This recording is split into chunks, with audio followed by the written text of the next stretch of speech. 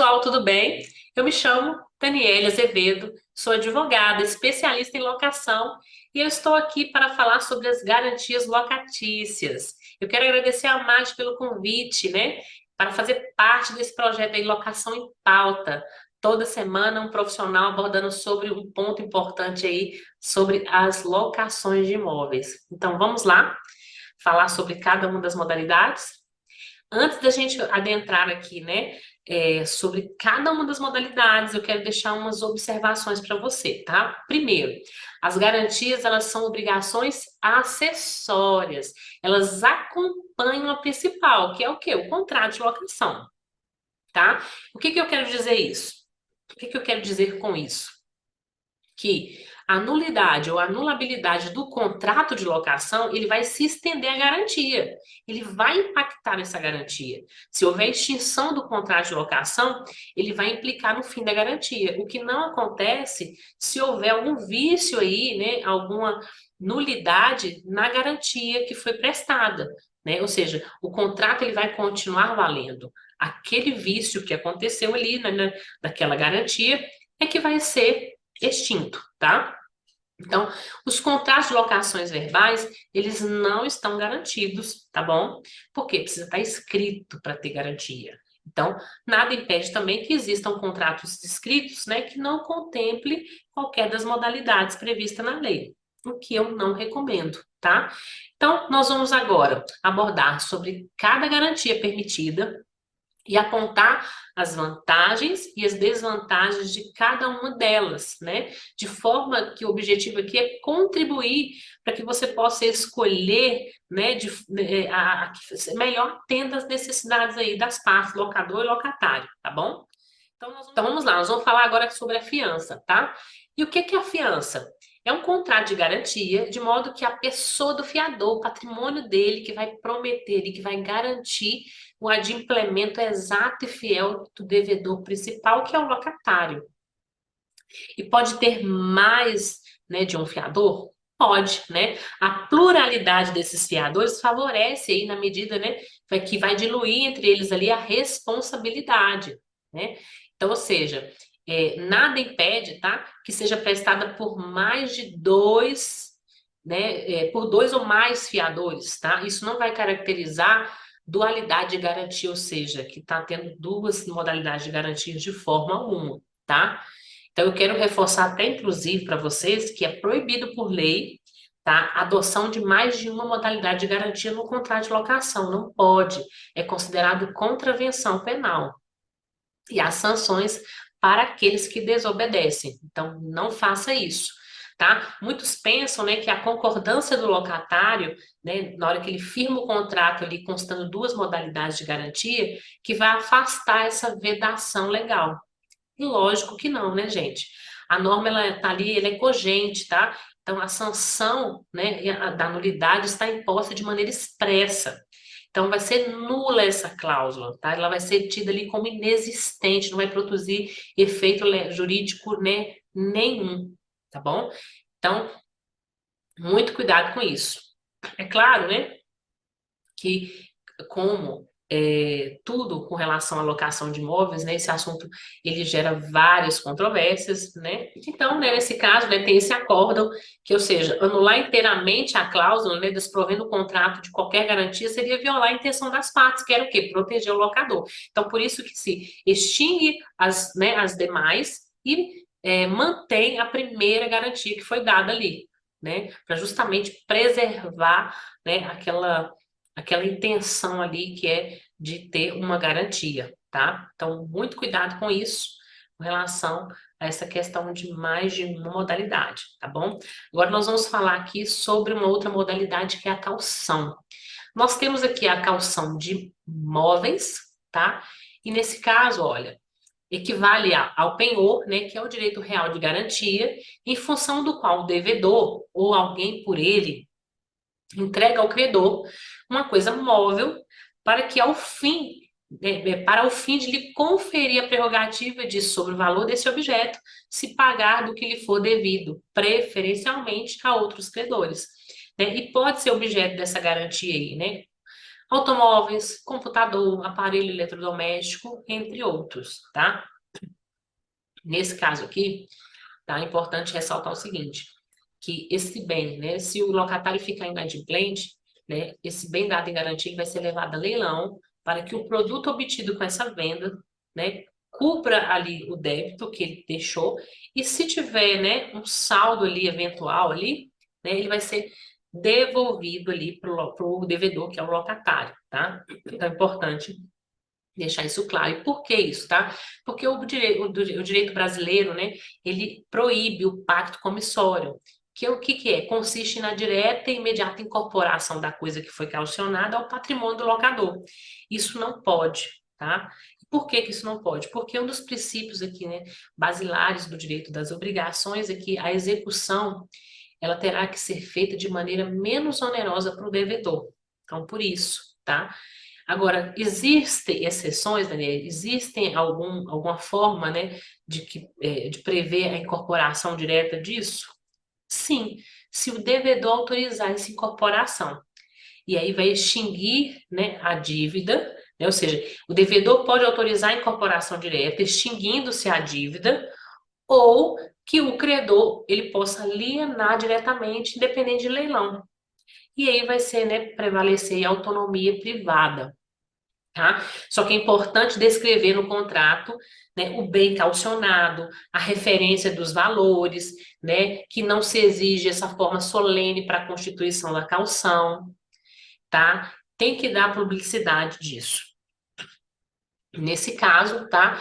Se houver esse bem garantia, que são bens móveis, é necessário que o contrato de locação ele seja levado a registro no cartório de registro de títulos e documentos, tá? Estamos falando de calção de bens móveis.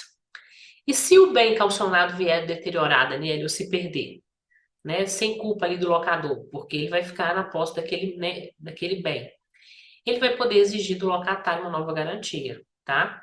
E se no final da locação o locador ele não quiser devolver esse bem calcionado, né, o locatário ele vai poder, né, valer-se aí da ação de reintegração de posse para recuperar esse bem dele, ok? Agora nós vamos falar sobre os bens imóveis, né, calção de bens imóveis. O locatário ele pode oferecer? Pode, né, ele pode oferecer em garantia bens imóveis dele ou de terceiros, que vai equivaler aí, né, a uma hipoteca, tá? A lei exige também a forma pública para este ato, tá? Ou seja, tem que estar no contrato de locação, né?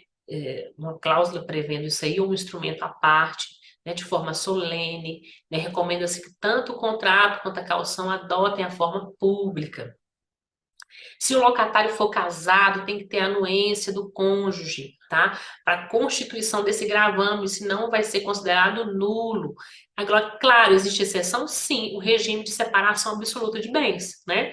Que está ali no artigo 1467 da inciso 1 do Código Civil, tá?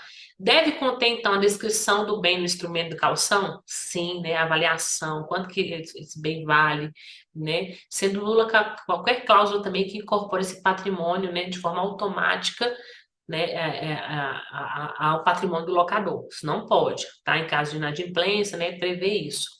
Então, ou seja, tem que, né, se acontecer do locatário ficar inadimplente, é obrigatório que esse bem seja levado à praça, para que do produto dessa venda, né, venha satisfazer o crédito do credor, que é o locador, e ele deve também devolver eventual saldo, né, ao locatário. Mesma regrinha aqui, tá, gente? Mesma regrinha. E no caso, tá, desse bem aqui, ele vai ficar na posse direta, né, do locatário. Então, ele tem o dever aí de conservar esse bem, tá? E se esse bem se deteriorar ou perecer, por culpa dele ou não, vai poder o locador exigir uma nova garantia. Então, atenção nisso aqui. O locatário ele pode vender esse bem? Olha, presta atenção. Ele pode até vender, tá? Mas o locador ele pode escutir esse bem, ou seja, né, esteja ele na mão de quem quer que seja, ele não vai ficar prejudicado por causa dessa venda.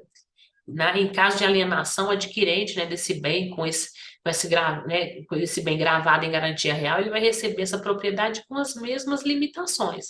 Então, não sei se seria interessante isso aí, né? São raras as pessoas que querem fazer a locação com esse tipo de garantia, porque às vezes quer vender o imóvel e dessa forma ele acaba sendo, né, é, ele vai ter objeções aí, impedimentos, né, de terceiros, porque não vão ter interesse. Então, e outra coisa que é importante aqui deixar claro, né, que esse bem dado em garantia, ele não integra a regra geral de imperabilidade que está prevista ali na Lei 8.009 de 90, tá? Mesmo se tratando do único bem residencial do devedor, tá? Ele está incluído ali nas exceções do artigo 3º, ou seja, esse bem vai ser penhorado. Então, muito cuidado. E a caução de bens imóveis, ela deve ser averbada à margem, tá, da respectiva matrícula do imóvel. Para quê? Para dar publicidade, tornar-se oponível a terceiros. Então, muita atenção. E os custos, né? Os emolumentos cartorários. Fica por conta do locatário, a não ser que vocês, né, combinem de forma diferente, tá bom? A próxima modalidade que a gente tem aqui é a caução de dinheiro, em dinheiro, tá? A lei prevê no artigo 38 que não pode exceder o equivalente a 3 vezes o valor do aluguel. Deve ser depositado em caderneta de poupança, né, autorizada pelo poder público, por ele regulamentada, e os benefícios, né, devem ser revertidos para o locatário, claro, se ao final da locação ele cumprir com a obrigação dele. Né? Então, deve ser depositado aí em conta conjunta e o levantamento do valor só se admite quando autorizado por ambos os titulares da conta, ou então exclusivamente, né, na conta ali pelo locatário, tá?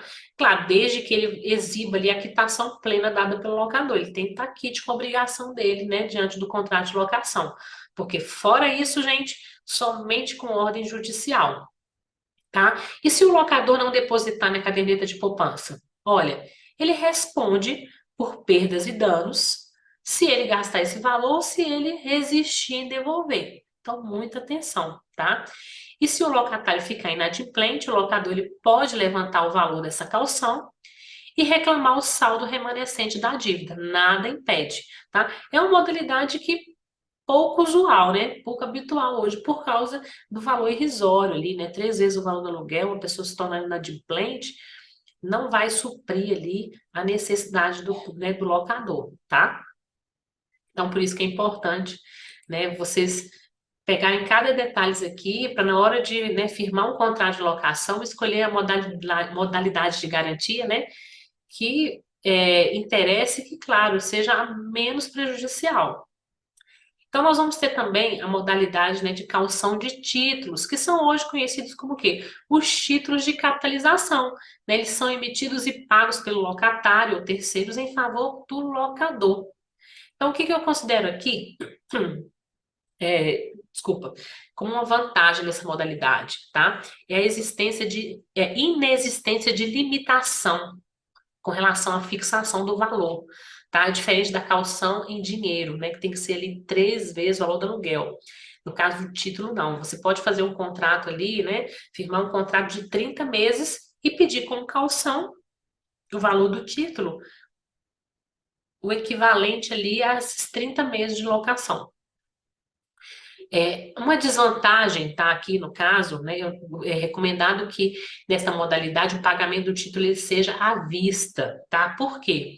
Para evitar, né, que a ausência dos pagamentos mensais leve ao cancelamento desse título e aí vai tornar essa garantia sem efeito. Tem muitos locatários que às vezes fazem isso. Eles prometem um valor, né, de um título e fazem o pagamento ali mensal, só que no decorrer da locação acontece algum imprevisto, ele para de pagar e aí, né, acaba gerando um prejuízo aí para o locador, porque ele vai poder até levantar aquele valor, mas vai ter que ver as regras ali, né, daquela seguradora, às vezes ao final só, né, do seguro, né, existe aqueles prazos ali estabelecidos, então, assim, o que às vezes não é vantagem, então por isso que eu recomendo que opte pela modalidade do pagamento do título à vista, tá? Então, em caso de inadimplência, o locador ele pode notificar os emitentes e resgatar o valor ali, né, que foi dado em caução pelo título, tá? E no caso, né, outras opções aqui também, porque tem os títulos aí, né, títulos e ações que a lei fala, né, no caso de concordata, falência ou liquidação das emissoras dos títulos, a caução ela deve ser substituída no prazo de 30 dias. E o locatário vai poder optar por outra modalidade. Se ele não fizer essa substituição, vai ser caracterizada infração contratual, dando ensejo aí à propositura da ação de despejo. Então, muita atenção. E a próxima modalidade aqui é o seguro fiança, né? O seguro de fiança locatícia, que ele vai abranger aí a totalidade das obrigações do locatário. Essa modalidade é pessoal, né? Ela não possui qualquer vinculação com o contrato de fiança, tá? Apesar dessa aparente confusão aí na qualificação legal dela. Então, é uma modalidade específica de garantia pessoal, no qual o tratamento jurídico ele está disciplinado nos artigos 757 a 777 do Código Civil, né, relativo aos contratos de seguros. Né, a estrutura jurídica aqui, né, ela está na resolução 202/2008 do CNSP, que é o Conselho Nacional de Seguros Privados, e na circular SUSEP 587/2019, né, que versa ali sobre as condições gerais do seguro de fiança. Então, muita atenção, né? Então, um ponto positivo, né, hoje que é muito utilizado o seguro de fiança, é justamente porque houve uma estratégia aí das seguradoras facilitando o pagamento, né, mensal em até 12 vezes, incluindo ali no valor do aluguel. Algumas aceitam também cartões de crédito, né, para parcelar o valor. Então, assim, hoje tem várias seguradoras aí, né, no mercado. Então, assim, é uma forma até boa também para o locatário, porque ele não precisa ficar ali nesse aquele constrangimento de pedir alguém para afiançar. Então, é um ponto positivo. E um outro ponto positivo também é que a responsabilidade por examinar a idoneidade, né, do pretendente à locação e no caso de inadimplência, né, a seguradora ela vai ajuizar também a ação, né, ou seja, examinar a idoneidade ali do pretendente fica a cargo da seguradora, e no caso de inadimplência, ela que vai ajuizar a ação e acompanhar essa ação até a desocupação do imóvel, e durante o andamento processual, ela vai pagar integralmente os aluguéis e os encargos, né, locatícios aí ao locador. Então, por isso que tem sido uma modalidade é, preferida, né, hoje no mercado, porque diante, né, em comparação às outras, ela tem sido mais eficaz. Uma outra modalidade que a gente tem são as cotas, né, de fundos de investimento, tá? Esses fundos de investimento nos quais, né, o investidor ele aplica seus recursos, que são representados por um número de cotas, cujo valor unitário ela vai variar de acordo com o desempenho da economia e vai oscilar para mais ou para menos, né? Essa modalidade já não foi bem recepcionada no mercado, tá, pessoal? Então a maioria desconhece, até mesmo por não compreender como ela funciona. Tá? Esses fundos são administrados por entidades financeiras, sob a fiscalização do Banco Central, e né, com o objetivo de proteger os investidores. Né? Então, o artigo 37, inciso 4 da Lei do Inquilinato prevê que o investidor ele pode ceder fiduciariamente suas cotas de um fundo de investimento ao locador, né, com garantia do implemento de suas obrigações. Tá? Então, essa seção aqui, né, ela fica, que a gente comentou aqui, né, tem um único objetivo de garantir o contrato de locação. Fim da locação, seja qual for a causa, e estando o locatário quite com todas as obrigações assumidas no contrato de locação, essas cotas elas vão reverter ao seu patrimônio com os benefícios econômicos que se produziram, né, no período dessa cessão, tá? Do contrário, o locador fica autorizado a resgatar essas cotas. Então, não poderá também aqui o locador incorporar ao seu patrimônio essas cotas, tá? Que lhe foram cedidas. Ou seja, ele é forçado a resgatar para que se possa examinar, né, a existência de um eventual saldo aí que deverá ser devolvido ao locatário. Então, essas são as principais modalidades de garantias e nós vamos falar E um outro ponto aqui muito importante, né, que também faz parte dessa questão das garantias locatícias e que né, que gera ainda algumas polêmicas, de dúvidas, né, é com relação à entrega das chaves. E aí, eu posso entregar, né, no caso da garantia, se estender até a entrega das chaves, né? E aí, eu sou obrigado a ficar ali, né, preso àquele contrato até que o locatário entregue as chaves? Olha, no caso do fiador, tá? Existe uma exceção. Então, ou seja, a regra é qualquer das modalidades de garantia se estende até a efetiva devolução do imóvel, ainda que prorrogada a locação por prazo indeterminado. Contudo, né, o fiador ele pode pedir, né, a exoneração se ele comunicar ali por escrito quando o contrato estiver prazo indeterminado, tá? Uma outra coisa importante aqui, um parênteses, é tomar muito cuidado quando você tem a garantia fiador, qualquer aditamento, acordo que for feito ali durante a locação, você tem que dar ciência aos fiadores. Eles têm que anuir. Se tudo que for fazer, da mesma forma que ele assinou o contrato quando, né, começou a locação, tudo que for feito no decorrer da locação, ele também tem que assinar, ele tem que anuir, porque senão a lei fala que ele não responde, né, por obrigações das quais ele não anuiu. Então, muito cuidado, tá? Então, a lei prevê, no caso, né, da entrega das chaves, que o fiador ele pode se exonerar, né, desde que ele respeite o que está ali no artigo, né, 40, que fala da possibilidade, né, dele se desonerar, desde que ele comunique por escrito, ou seja, ele tem que dar ciência ao locador, ele tem que ter prova ali que o locador está ciente daquilo, e ele vai ficar responsável, ou seja, os efeitos dessa fiança, elas vão se estender por 120 dias após a notificação que ele fez ao locador. E o locador, por sua vez, ele vai notificar o locatário para que apresente uma outra garantia, se ele assim o quiser, né, sob pena de se o locatário não respeitar esse pedido, ele, né, vai ter acontecer o desfazimento dessa locação. Então é importante tomar cuidado. E por que eu falei com vocês que é muito particular isso aqui da fiança? Porque, por exemplo, o título de capitalização ele só vai poder, né, o locatário só vai poder resgatar o final realmente da locação. Então, ou seja, ele vai ter que ter o recibo ali de quitação, né, comprovando que ele não deve, que está tudo certinho. Se ele não fizer, ele não pode resgatar. E no caso do seguro de fiança, né, ele é renovado ali normalmente anualmente. Então, da mesma forma, né, o locatário ele tem que estar em dia com as obrigações. Então, muito cuidado, né, com esses pontos aí para que você tenha essa garantia aí, né, protegida e validada até o final da locação. Então é isso, pessoal, o que eu tinha para compartilhar com vocês. Espero que eu tenha contribuído, né, para o aprendizado.